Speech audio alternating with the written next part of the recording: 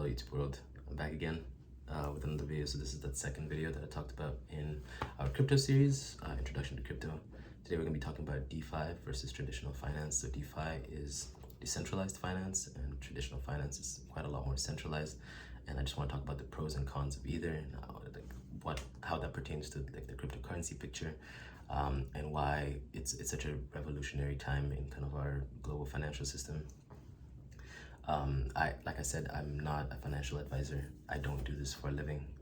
I'm not certified and I'm not trained. I just have an interest in this stuff, and I want to share that interest with you guys, maybe raise some brand awareness on why this is such a big change that's about to happen. And I just want to get you guys as excited as I am about it, and maybe spark some interest that you can go and research on yourself and kind of get your own understanding of it.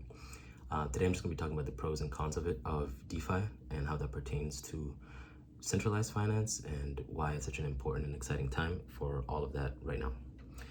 So we'll just go ahead and get started. I don't want to make these videos too long because I want you guys to be able to just like take the little bit of value and then go on and live your life. So pros: transparency. So as you know, decentralized finance is only made possible because of the blockchain, and the blockchain allows for a lot of transparency, allows for a ledger of transactions and all of this, and that for the first time kind of allows for a complete picture that anybody can go and look at as to what happened. And it's really important because it builds trust within the system, and everybody knows that nothing shady is happening. I'm sure you guys are aware of how shady centralized finance can be. So, I mean, that's just an obvious pro. Autonomy. So by owning cryptocurrencies and decentralizing where they exist, you have your own autonomy over your money. That it can be scary in a way, because now if something wrong happens, you can't go and call somebody or blame somebody for it. But for other people, for people who have learned about it and people who are getting used to it, this actually presents a lot more freedom over your financial system, and you can just kind of be your own bank and figure it all out by yourself, kind of thing, which is definitely better than having somebody else do it and then charge you obscene amount of. Pro number three, less fees. So pro number three is that there's less fees. There's less financial bureaucracy, because you're not gonna have middlemen between you and the money. In centralized finance, you've got a bank, and you got to pay all the people at the bank, and the bank itself is a corporation, so it's going to make a profit. So everybody who is using this bank is going to have to pay for all of those other things to happen. Whereas with cryptocurrencies and decentralized finance as a whole, there's going to be less financial bureaucracy and less middlemen that you've got to pay. Less financial bureaucracy does lead to another pro, which may also be considered a con. I'll talk about the pro of it right now, which is a lack of regulation. The pro for that is it allows a lot of innovation in the financial world and financial systems. You create a lot of new financial platforms. People are creating lending pools, all of this, and you don't really have to hop through all the hoops that you require in order to get in. It's like less of a barrier to entry. This can be a good thing, but also a bad thing, because anybody can go and create something, and therefore there's like a lot of scams out there. There's scams in the centralized finance world, so imagine in the decentralized finance world.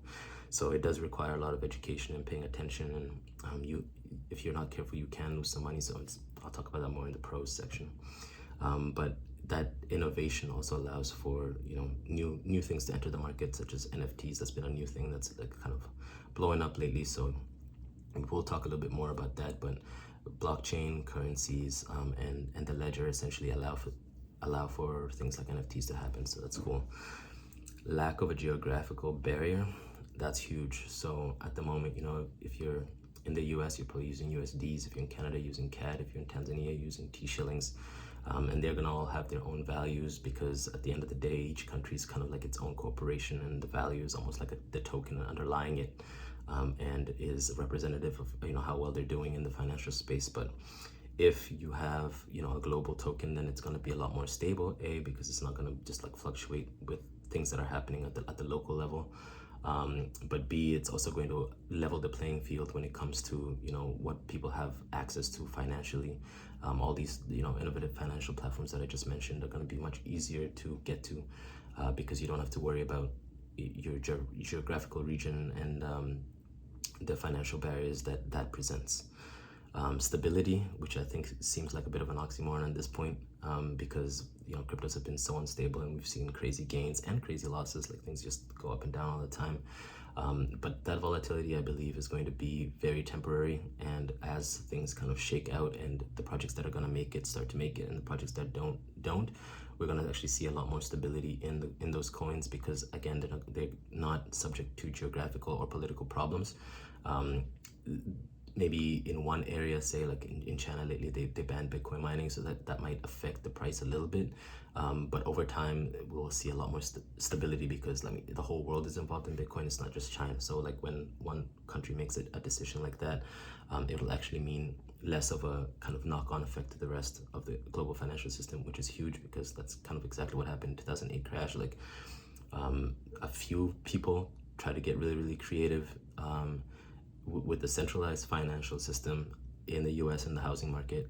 This is worth diving into much deeper. There's a great movie on it, narrated by Matt Damon, called Inside Job. I'd highly recommend that one. I'll put it in the description. But too long didn't read for that is people try to get really creative with the money and try to sell each other kind of package loans, and in the end it was all kind of rubbish loans, but that they recertified as great loans. So trying to be really creative there, but of course at some point people stop paying their loans back, and then everything kind of falls apart. And that's kind of what happened in 2008, and it affected the whole world, even though it was only a select few people who wanted to play this game. And crypto and DeFi in general are going to stop that kind of thing from happening in the future, which is great. And then the other great thing is no censorship or restrictions, so that's a pro for sure. You're going to be able to kind of get into whatever financial tools that you want to use, anything that you want to experiment with, you'll have access to. It doesn't really matter who you are or where you are, because everything's anonymous anyway. And that's actually a pro that I have not mentioned here, but aside from autonomy is just anonymity, so you can do whatever you want with it. At the beginning, I'm sure you heard how Bitcoin was being used to get all sorts of shady stuff on Silk Road, and maybe that was the thing back in the day, but now we're realizing as people get more creative and as institutions try to take Bitcoin on, that it can be used for a lot more than just the shady stuff, and can be used as currency instead of just a store of value. So lots of potential for it in the future. And of course, access to global financial systems. I touched on this a little bit when I was talking about lack of geographical barriers, but you'll be able to kind of do whatever you like, get into whatever financial systems you want, whatever services you want to use. But of course, that power comes with a lot of responsibility, and it's going to require a lot of education. So right now, where maybe you'd be able to coast and let somebody else take care of it and pay them a little bit, now you're going to have to kind of do your own research and figure some of this stuff out. And at the moment, if you're willing to do that, the opportunity for you is pretty much endless. So I highly encourage you to just dive into this rabbit hole. It's totally worth it. So now let's talk a little bit about the cons. So there's pretty good pros list, but there are some cons with this whole DeFi thing, because with some of those pros, as you may know or may have already realized, there's a bit of the flip side of the coin, which is going to be a bit dark. So cons: anybody with programming skills can create a cryptocurrency project, can build on existing cryptocurrencies. So the lack of regulation actually makes it impossible for you to hold anybody accountable when things go wrong and all of this. And you're just kind of known as a wallet by a wallet number, and we'll get deep into that stuff too. But you're kind of only recognized on a platform by your wallet number, so it's impossible for you to tie yourself to whatever problem is going on, and it's impossible for you to get some help. So that's definitely a big problem, but that's kind of the price you pay to be so decentralized. And then another con is the knowledge barrier to entry at the moment is really, really high, and the technical barrier to entry is super high.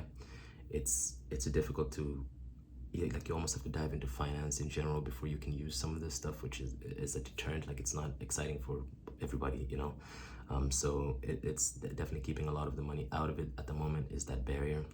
Scalability issues definitely exist as well. There's all these transaction fees issues, with the big boom in NFTs. Everybody's using Ethereum, and now to transact Ethereum, it could cost you $80 to just move 1,000 or something like that. So that's pretty high, especially if you compare it with centralized systems, because they've got it down now to the point where it's as efficient as they can possibly get it, while still making a profit. And so there's still a few technical kinks that need to be worked out. Whales are a really big problem, so they deal with liquidity, or they affect liquidity, I should say. So especially with these newer creative cryptocurrencies that are coming out that are a little bit more centralized, and it's like, okay, this is somebody's project. They the token issuers usually have a lot of like potential to manipulate the supply by saying, okay, X person or X wallet is going to get this much of this coin to begin with, and all this kind of stuff. And there's a lot of rise of like, you know, these meme coins. You may have heard of like Shiba Inu, for example, or Dogecoin, which are all things that were kind of like more of a meme, and they caught on in our internet culture. You know how we love memes, and so that kind of presents a lot of opportunity for people to lose their money by investing into things that are just kind of hyped up and not necessarily liquid as they should be. And then last but not least is like, it was a pro, but it's also a con, is the lack of regulation. So again, you don't have people who you are able to hold accountable, and you don't know their experience or what their true intentions are behind some of these things. Now, I do believe in people overall, so I do think that we all want, you know, to see things work out, and we like this whole decentralized world because we are able to take back some of that autonomy and control that we lost through this whole centralized process. But at the same time, there's a lot of scammers and stuff out there as well, and not having regulations makes it much more difficult to tell which is which. And so at the moment, that still kind of prevents, I think, a lot of people from getting into it because the risk is really, really high. So what does this mean, you know, for you, or as a conclusion for this video? Decentralized finance really is just it's a concept and an idea that in itself I think is super valuable. That's the thing. So like with all these cons that we're talking about, they're very real. The dangers are there, the risks are there, but over time those risks will begin to get mitigated. And if, you know, the coins or the platforms that you've selected early on live through this whole process, at the end of it, once everybody is kind of, this is more the norm and everybody's getting on them, you would have been in such a great position if you started early. And so that's the whole point of this video series, is to just to get you interested or excited about this kind of stuff. And I mean, today was all about finance, so maybe that wasn't the case, but once we get into cryptocurrencies and all that's possible with them, maybe that'll be a little bit more exciting. But definitely think about some of the stuff that I mentioned, or look into the stuff that I've mentioned, and I'll put some resources down below for, you know, better explanations and deeper explanations of some of this stuff, so that you guys have a place that you can quickly look these things up. But hopefully you learned something in this video, and hopefully that gets you excited about some of the other stuff that we're going to be talking about down the line. But yeah, go DeFi, and I'll see you guys in the next video.